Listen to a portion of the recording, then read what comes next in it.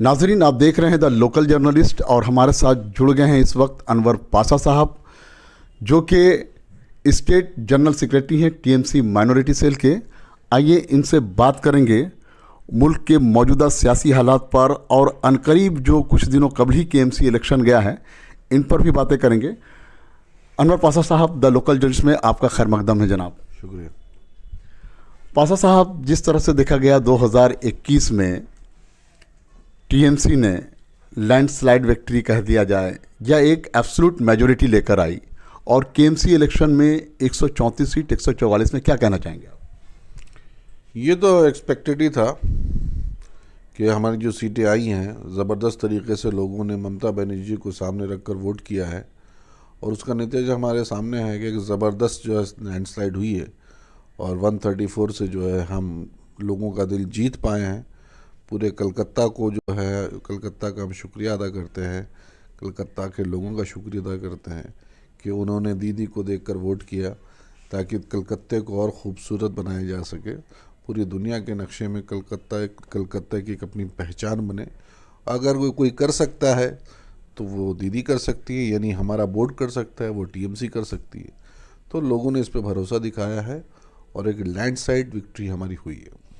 Calcutta municipal corporation election चूँकि होता है कि इलाकाई इलेक्शन होता है और इसमें देखा गया है कि जिस तरह से सीएम ममता बनर्जी ने टिकट्स अपने काउंसलरों को दिया है, इसमें बहुत सारे काउंसलर्स जो कि टीएमसी में जिनको टिकट नहीं मिला है वो इंडिपेंडेंट से खड़े हुए। क्या लगता है, क्या कहना चाहेंगे अनवर पासा? नहीं, सबकी एक्सपेक्टेशंस होती हैं। आदमी चाहता है कि भाई हम इतने दिन से हैं, हमको भी मिलना चाहिए था। लेकिन जब हमारी पार्टी ऐसी कि जब किसी के नाम पे मुहर लग जाती है तो सारे डिस्प्यूट्स ख़त्म हो जाते हैं। अगर किसी की ये आकांक्षा था कि हम लड़ना चाह रहे हैं, लेकिन जब मुहर लग गई कि नहीं फलां जो है वो खड़ा होगा, तो बाकी सब जो है उसको जिताने के लिए एकजुट हो जाते हैं और फिर इसी तरीके से हमारे पार्टी का सिस्टम है। तो कोई डिस्प्यूट नहीं होता और ना कोई नाइत्तेफाकी होती है। एक चीज़ ये देखा गया है कि इस बार सीएम ममता बनर्जी ने महिलाओं को 45% टिकट्स दिया है। क्या लगता है कि सीएम ममता बनर्जी महिलाओं को लेकर, एम्पावरमेंट को लेकर बहुत ही संजीदगी से सोचती है? सोचना भी चाहिए, क्योंकि चूँकि वो खुद भी एक महिला हैं और जिस तरीके से हज़ारों हज़ार साल से लेकर महिलाओं को जिस तरीके से समाज में पीछे रखा गया है, पीछे धकेला गया है, तो ये बहुत अच्छा तरीका है कि औरतों को सामने लेकर आया जाए। और जब औरतें आएंगी इंशाअल्लाह हिस्सेदारी में आएंगी तो फिर काम भी वैसा होगा। और औरतें जो हैं वो आप देखते हैं जहाँ जहाँ औरतों को रखा गया है वहाँ पर रिजल्ट्स बहुत अच्छे आते हैं, काम भी बहुत अच्छा होता है। बहुत सोच फिक्र के साथ। और दीदी का ये डिसीजन बहुत अच्छा डिसीजन है कि इस तरीके से उन्होंने बांटा है। सीएम ममता बनर्जी को देखा गया कि 2021 में एमएलए के इलेक्शन में भी जो महिलाओं को फर्स्ट प्रायोरिटी ज़्यादा से ज़्यादा सीट दी थी। तो क्या लगता है कि महिला सशक्ति जो है कि उनके साथ साथ हैं, यही वजह है कि 134 सीट बंगाल में जो लाई है ममता बनर्जी, उनके काम को देखते हुए लाई है?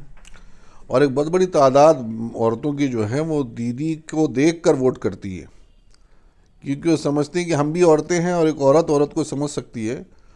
और इसीलिए जो है हमने जो एमएलए इलेक्शन में पिछले जो हुए हैं उसमें भी जो है ज़्यादा से ज़्यादा जो है औरतों को सामने लाया गया है, उनको नुमाइंदा बनाया गया है।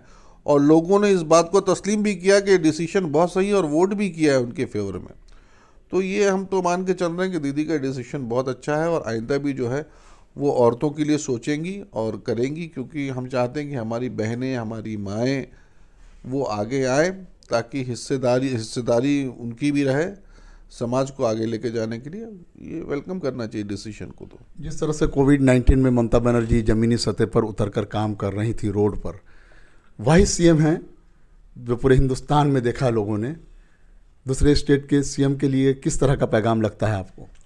सिर्फ कोविड-19 नहीं, इसके अलावा भी अम्फान में भी की है वो। आम्फान बोलिए या फिर एक बहुत बड़ा मुद्दा था CNRC का भी जो था, उसमें भी जो है दीदी उतरी। दीदी सड़क पे उतर कर आंदोलन करती हैं। ऐसा सीएम कहीं आपने नहीं देखा होगा जो ज़रा सा बात पे जो है वो एक मुद्दा बना देती है कि नहीं ये चीज़ मुझे चाहिए, और वो साबित करके दिखाती हैं कि जब तक एसी कमरे में बैठकर मामला सॉल्व नहीं किया जा सकता है, जब तक कि लोगों के दरमियान ना जाया जाए, सड़कों पे ना उतरा जाए। तो दीदी तो आंदोलन से निकली हुई नेत्री हैं, और वो उनकी फितरत है कि कोई भी ऐसी बात होती है तो वो फ़ौरन घर से बाहर निकलती हैं और लोगों के दरमियान जाती हैं।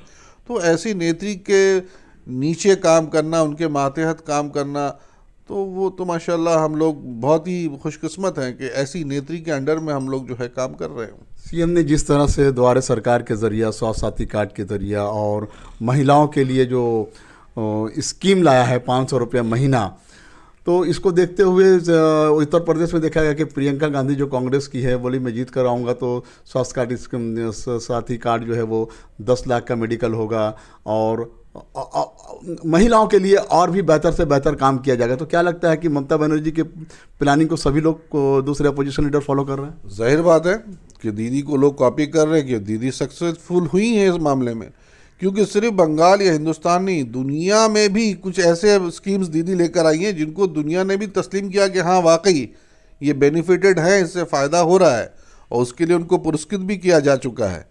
तो हम इनको तो लोग कॉपी करेंगे ही, क्योंकि देख रहे हैं कि ये जो स्कीम लेकर आती हैं उसमें लोगों का फ़ायदा होता है और ये सफल हैं उस स्कीम के लाने पे। तो इसको देखकर दूसरे इलाकों में भी लोग कॉपी कर रहे हैं, लेकिन ये दीदी के बाद हो रहा है। केएमसी इलेक्शन में मेरा एक सवाल है आपसे। केएमसी इलेक्शन में अनवर पाशा साहब, देखा गया है कि जहां जिन लोगों को टिकट नहीं मिला इंडिपेंडेंट से खड़े हुए हैं, और एक तरफ जो कि 2021 में टीएमसी छोड़कर लीडरों का भागना बीजेपी के तरफ, फिर बीजेपी से रिटर्न बैक होकर टीएमसी में शामिल होना, तो फिर इंडिपेंडेंट कैंडिडेट को ममता बनर्जी लेने में क्यों कतरा रही है? क्या कहना चाहेंगे आप? नहीं, इंडिपेंडेंट अभी ऐसी कोई बात तो सामने नहीं आई है, ठीक है। अगर सामने लगेगा कि उन्होंने कहा ना कि भाई इंडिपेंडेंट कैंडिडेट को मैं अभी नहीं लूंगी, इस तरह की कुछ बातें हुई हैं। अगर ऐसा है कि उसमें वो उसकी मुखालफत, हमारी पार्टी की मुखालफत कर रहा है, हमारी पार्टी की आइडियोलॉजी से वो डिफ़र करता है, तो जाहिर बात है कि जब हमारी पार्टी से कोई आइडियोलॉजी से डिफ़र करेगा तो उसको हम अपनी पार्टी का हिस्सा कैसे बनाएंगे। अगर वो हमारी पार्टी की आइडियोलॉजी को तस्लीम कर लेता है कि नहीं मैं गलत था, मैं गलत जगह था, ठीक है, लोगों ने मुझे वोट दिया है, लेकिन अगर मैं काम करना चाहता हूँ तो मैं इस नहज में अगर काम करता हूँ तो मैं कामयाब हो पाऊँगा, तो वेलकम है। लेकिन हमारी आइडियोलॉजी को तो पहले तस्लीम करना पड़ेगा। अगर वो इंडिपेंडेंट जीत के आए हैं और हमारी आइडियोलॉजी से वो डिफ़र करते हैं तो फिर वी विल से सॉरी। ये बात है ही है। अनवर पाशा साहब, एक चुपता सवाल, चूँकि आप स्टेट जनरल सेक्रेटरी हैं टीएमसी माइनॉरिटी सेल के। सर, टीएमसी का बोर्ड बनता है, मेयर फराद हकीम को बनाया जाता है, इसके केवल 3 एमएमआईसी थे, अब सिर्फ एक एमएमआईसी, 2 एमएमआईसी का कट होना अनवर पाशा किस तरह से देखता है? देखिए, ये तो पार्टी की स्ट्रैटेजी है, पार्टी उसकी स्ट्रैटेजी बनाती है, क्योंकि आगे हमको बहुत लॉन्ग रन पे जाना है, तो जिससे पूरे आवाम बेनिफिटेड हो, सबका फ़ायदा हो, और बहुत सी सियासी बातें इसमें जहन में रख कर जो है डिसीजन लिया जाता है। और दरअसल बात कौन मुस्लिम है कौन नॉन मुस्लिम है ये फैक्टर नहीं होता है, और ना होना चाहिए। फैक्टर तो ये होना चाहिए कि कौम के लिए, आवाम के लिए कौन काम कर रहा है। जो अच्छा काम करेगा उसको रखा जाएगा, और अच्छा अगर 6 महीने के अंदर वो प्रूफ नहीं कर पाते हैं तो शायद तब्दीली भी हो जाए। कुछ दिनों से ममता बनर्जी चर्चे में है कि जिस तरह से गोवा में देखा गया कि सीएम ममता बनर्जी बंगाल से निकलकर गोवा जा रही हैं, दिल्ली जा रहे, बॉम्बे जा रही हैं, और गोवा से कांग्रेस के कई एमएलए ने टीएमसी को ज्वाइन किया। लेकिन अभी 2 दिनों से खबर चल रहा है कि 5 एमएलए जो टीएमसी में शामिल हुए थे उसने टीएमसी छोड़ दिया। क्या कहना चाहेंगे आप? देखिए, जिन्होंने छोड़ा है वो उनका रीज़न जो है वो हम समझ रहे हैं कि क्यों छोड़ा है और किसने छुड़वाया है, कौन सा प्रेशर है, बहुत सी चीज़ें हैं। क्योंकि दिल्ली की गद्दी में जो बैठा हुआ है, जिसे शहनशाही कह लीजिए, उसकी साजिशें और उसके जो है प्लान्स चल रहे हैं, हर जगह काम वो कर रहे हैं।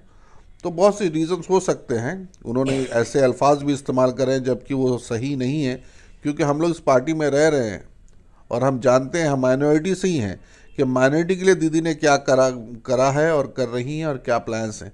तो जो अगर ऐसा कह भी रहे हैं, गोवा वाले हों या जो भी हों, तो वो जो है किसी साजिश का शिकार हो रहे हैं, या तो पहले से वो कुछ और जहन में रख कर आए होंगे, जो उनको लगा होगा कि अब बात नहीं बन रही तो वो अलग हो रहे हैं, लेकिन उनके बयान जो है वो बयान एकदम गलत हैं। उसमें कोई सबूत भी नहीं है, कोई प्रमाण नहीं दे सकते इस बात का वो। अभी देखा गया है पासा साहब के नेशनल लेवल पर हरिद्वार में एक वाक़या हुआ जो कि इसका वायरल वीडियो चल रहा है कि एक मजहब के लोगों के खिलाफ जिस तरह से बयानबाजी की जाती है, जिस तरह से नफरत पैदा करने की कोशिश की जाती है, जिस पर हुकूमत खामोश है, क्या कहना चाहेंगे आप? नहीं, हरिद्वार में जो इन्होंने धर्म संसद बनाई थी, मन कायम करी थी, धर्म संसद क्या, मैं तो कहूँगा ये अधर्म संसद है, ये धर्म संसद नहीं है। वहाँ अधर्मी और आतंकी लोग जमा थे। वह आतंकी लोग वहाँ जमा करके उन्होंने जो आवाज़ लगाई है, ये मुझे तो शर्म आती है कि हमारे पैसे से हम पैसा देते हैं, टैक्स का पैसे से वहाँ की पुलिस वर्दी पहनती है और वहाँ पर उसी कुर्सी पे जो बैठते हैं हमारा पैसा है, और हमारा पैसा लेकर वो पुलिस खामोश बैठी हुई है। इतनी बड़ी बात बोल दी जाती है, वहाँ खड़े होकर कहते हैं कि हम सारे मुसलमानों को ख़त्म कर देंगे, और 2000 का मोबाइल रखने की क्या ज़रूरत है, 1 लाख का हथियार उठाओ। इतनी बड़ी बड़ी बातें बोलने के बावजूद पुलिस खामोश है, हुकूमत खामोश है। तो ये कहाँ आ गए हम, कौन सी डेमोक्रेसी में है? ये कैसे बर्दाश्त किया जा रहा है? उनको तो घसीटते हुए लेकर आकर जेल में डालना चाहिए था। मैं तो बोलता हूं कि जेल में भी भरने की जरूरत नहीं है उनको, उनका हिस्सा तमाम कर देना चाहिए काम। ऐसे लोगों की जरूरत नहीं है जो हिंदुस्तान को तोड़ने की बात करते हैं।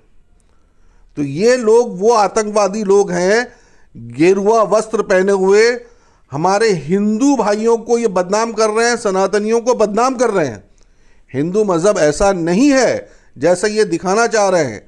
ये पूरी दुनिया में हिंदुस्तान का सर नीचा करना चाह रहे हैं और ये बताना चाह रहे हैं कि देखो हिंदू ऐसे होते, जबकि हिंदू ऐसे नहीं होते। इतिहास गवाह है, देख लो। एक कहावत होती थी कि मुंह में राम और बगल में छुरी। ये वो लोग हैं जो मुंह में राम रखते हैं और बगल में छुरी रखते हैं, ताकि जहां कोई मुसलमान दिखे और जहां कोई क्रिश्चियन दिखे उनको मार डालो। ये जेनोसाइड की बात कर रहे हैं। ये क्या रवांडा समझ के रखा है, जो रवांडा बनाना चाहते हैं। ये इतनी खतरनाक बात है कि हिंदुस्तान के इतिहास में इतनी बड़ी बात नहीं हुई है कि कोई बोल रहा है एक कम्युनिटी को खत्म करने की बात ऐलानिया तौर पे बोल रहा है, संसद बुला के बोल रहा है, उसके बावजूद भी जो है हुकूमत खामोश बैठी है। मोदी साहब खामोश बैठे हुए हैं, अपना हमारे होम मिनिस्टर खामोश बैठे हुए हैं। क्या है ये, हिंदुस्तान कहाँ जा रहा है? मुझे अफसोस इस बात का है कि बहुत से मंत्री भी इस वक्त खामोश बैठे हुए हैं। मैं चाहूंगा कि इसका जवाब मुसलमान ना दे, मैं तो चाहूंगा इसका माकूल जवाब हमारे हिंदू भाई दे सकते हैं। और मैं देखता हूं कि बहुत से हमारे जर्नलिस्ट भाई हैं, आपकी बिरादरी वाले हैं, वो सनातन धर्म से ताल्लुक़ रखते हैं, लेकिन वो बड़े ज़बरदस्त अंदाज में उनको जवाब दे रहे हैं। I salute to those brothers.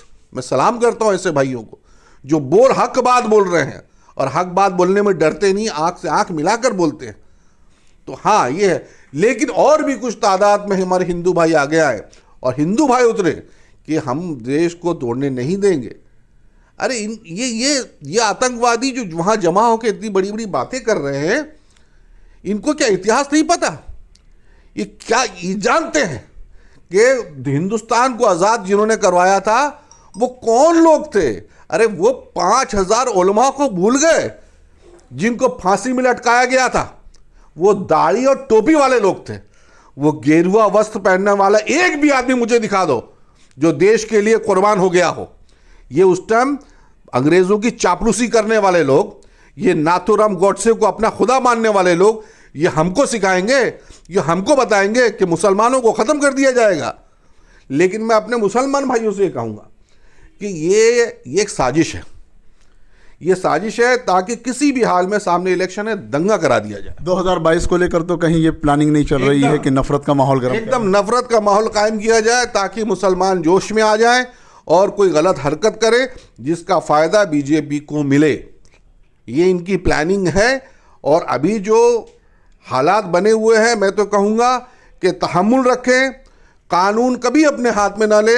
हमको अभी भी अपने संविधान पर भरोसा है। हमारा संविधान जिंदा है इंशाल्लाह और वो कायम रहेगा।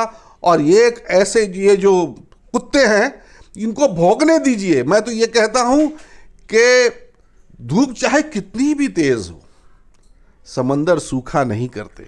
2024-2022 में यूपी इलेक्शन में सेमीफाइनल देखा जा रहा है, 2024 में फाइनल।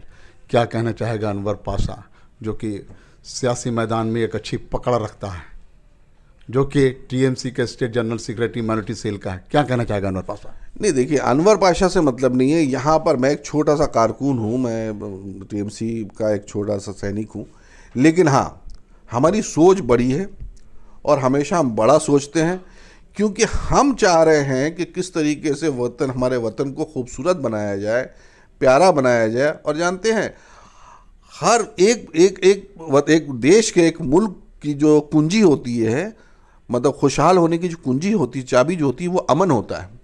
जिस मुल्क में अमन होगा वो मुल्क हमेशा तरक्की करेगा, और जिस मुल्क में बदअमनी होगी, चाहे कितनी बड़ी बड़ी इमारतें बना ले, मंदिरें बना ले, मस्जिदें बना ले, इससे कोई फ़र्क नहीं पड़ता।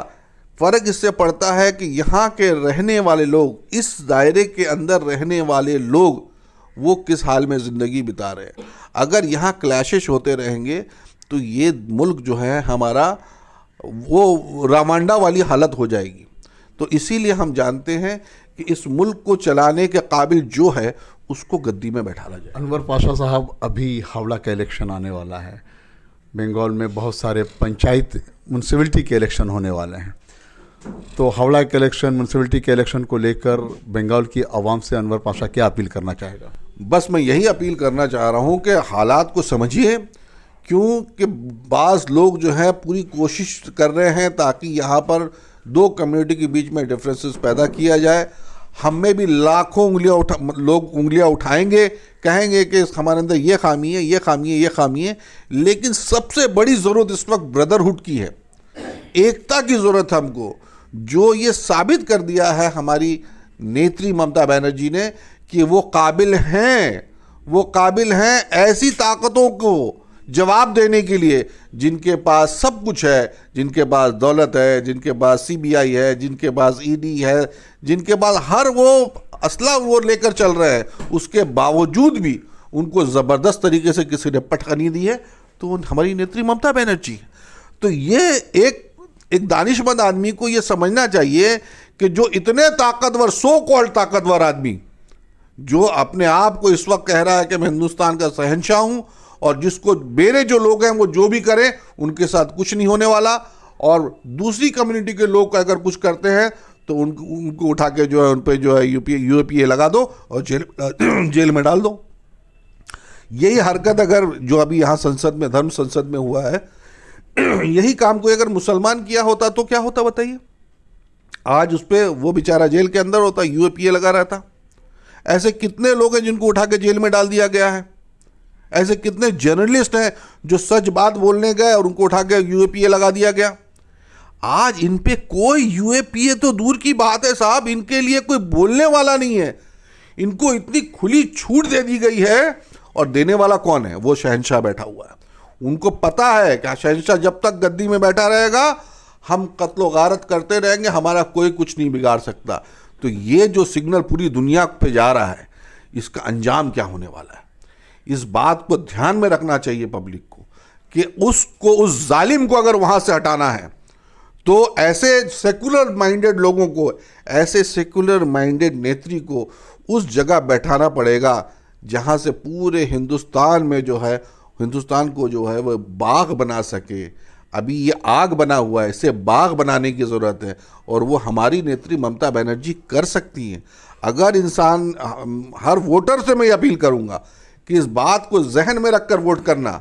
ये जहन में मत रखना कि मेरे गली में जो है वो नाला जो है वो भर रहा है, मेरे सामने की सड़क टूटी हुई है, वो भी बन जाएगी, तुम्हारा नाला भी साफ हो जाएगा, ये सारे काम तो हो जाएंगे, लेकिन तुम्हारे आने वाली नस्लों को जो ख़त्म करने की साजिशें की जा रही हैं, जो कोशिशें की जा रही हैं, इसकी अगर आज फिक्र नहीं करे तो आने वाले वक्त में तुम्हारी नस्लें तुम्हें माफ़ नहीं करेंगी।